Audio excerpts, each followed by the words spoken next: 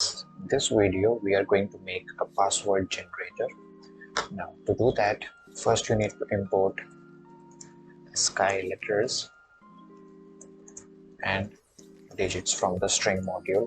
Then you need the choice function from the random module.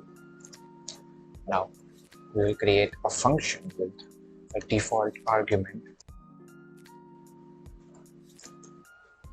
Then we will combine all these ASCII letters and digits. If you don't know what are these ASCII letters, you can simply Ctrl plus click and you can see their source file.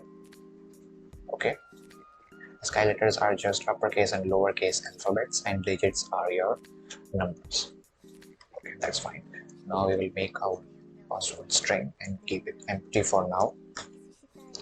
Then we will use our loop to choose a random character from this character's string and add it in our password string plus equals, and we will choose a random character.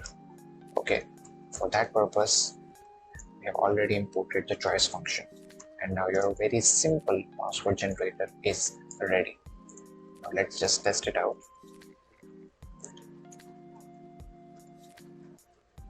And here you get your answer. You can run it as many times as you want. Let me just zoom in a little and you can see it more clearly.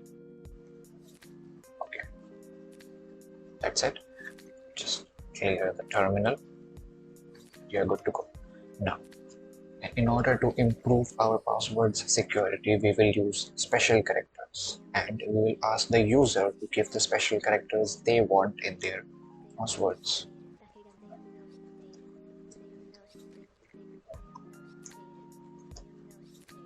Simply add it over here, and that's it. Let's put some characters over here. Here you have it. Now here you can see there are no special characters here, but I have given 4 of them. I cannot see any of them in my password. To tackle with this problem, we're going to put a constraint that our function will only return that password which has at least a single special character. Okay, now to do that we will use our while loop. Okay, then we will put the if. Now we will use some different kinds of functions. I will explain them in just a moment.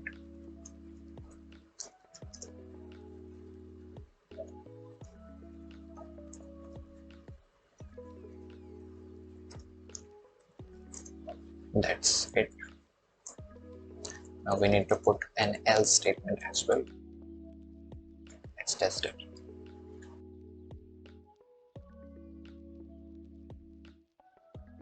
What I did here is this any function will return true if you give it a sequence which has some values, it will always return true. But if the sequence is false or sequence contains false values, then it will return false. So this is the case. This is the whole thing of this any function. Next, our map function will apply this anonymous function on every character of our special characters string.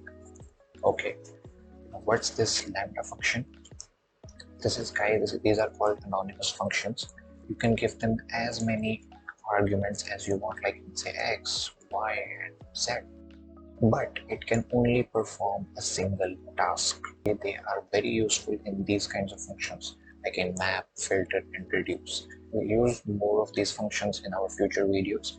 But for now, you need to understand very clearly what are lambda functions, because we are going to use these functions a lot.